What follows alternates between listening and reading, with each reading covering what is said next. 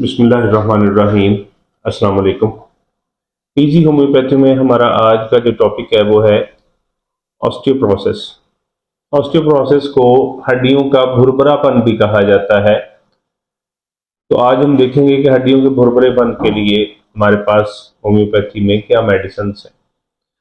हड्डियों का ये जो भुरभुरापन है, ये आमतौर पर ऐसे अफराद, ऐसे मर्दों खवातीन, मेल फीमेल दोनों की बात कर रहा हूँ, जिनकी एज 40 प्लस हो जाती है, देन उनकी हड्डियों में ये ऑस्टियोप्रोसिस का अमल जो है वो शुरू हो चुका होता है, यानी उनकी हड्डियां भुरभुरी होनी शुरू हो जाती हैं। ये क्यों होती हैं पहले हम इसके बारे में देखेंगे, और फिर इसके साइड इफेक्ट्स क्या होते हैं अगर ये खुदा न खासा हो जाए, और फिर हम देखेंगे कि होम्योपैथी हमें किस तरह से इससे छुटकारा दिलाती है, हम किस तरह से इस चीज को कवर कर सकते हैं। ऑस्टियोप्रोसिस जो है ये असल में होता ये है कि हमारी जिस्म में कैल्शियम की कमी वाक़या हो जाती है। उम्र के साथ साथ, बढ़ती उम्र के साथ साथ हमारे जिस्म में कैल्शियम को एब्जॉर्ब करने की सलाहियत जो है, या कैल्शियम को लेने की जो इनटेक करने की कैपेसिटी है, वो कम होती जाती है। और कैल्शियम को इनटेक करने की कैपेसिटी कम होने के साथ साथ फिर ये मसला आता है कि एज के साथ साथ जब वो ये कैपेसिटी कम होती है तो बॉडी को तो जो कैल्शियम ज़ाहिर है वो चाहिए होता है, तो बॉडी फिर क्या करती है, वो कैल्शियम जो उसको मजीद चाहिए वो आपकी हड्डियों से ले लेती है। अब वो आपकी हड्डियों से कैल्शियम को इनटेक कर लेती है, नतीजे के तौर पर हड्डियां जो है वो भुरभुरी हो जाती हैं।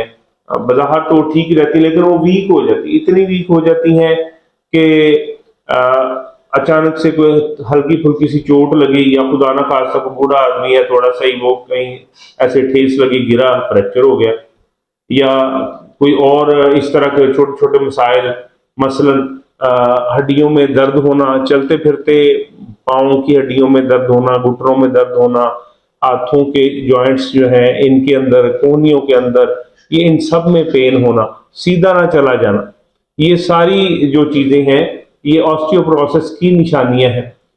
अब इसका हल जो है वो ये भी होता है कि विटामिन डी जो है उसको यूज करें, और उसका एक जो सिंपल सा सोल्यूशन ये है कि अगर आप 35 से 40 साल से ऊपर के आप अफराद में से एक हैं, तो और इस बॉडी को विटामिन डी दें। सबसे पहले विटामिन डी कैसे देंगे आप?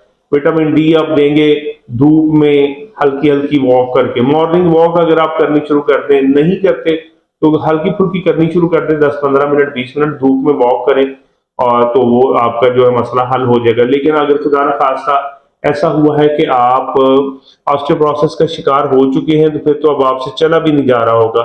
ऐसी सूरत हाल में जब आपसे चला नहीं जा रहा, तो आपको सजेस्ट ये किया जाता है कि आप धूप में थोड़ी देर बैठ जाएं, 10-15 मिनट धूप में बैठ जाएं, ताकि धूप जब आपकी बॉडी को लगे तो विटामिन डी मिले। और विटामिन डी वैसे भी बहुत ज्यादा जरूरी है आपकी बॉडी के लिए, और इससे आपका कैल्शियम वाला मसला जो है वो किसी हद तक वो भी सॉल्व हो सकता है।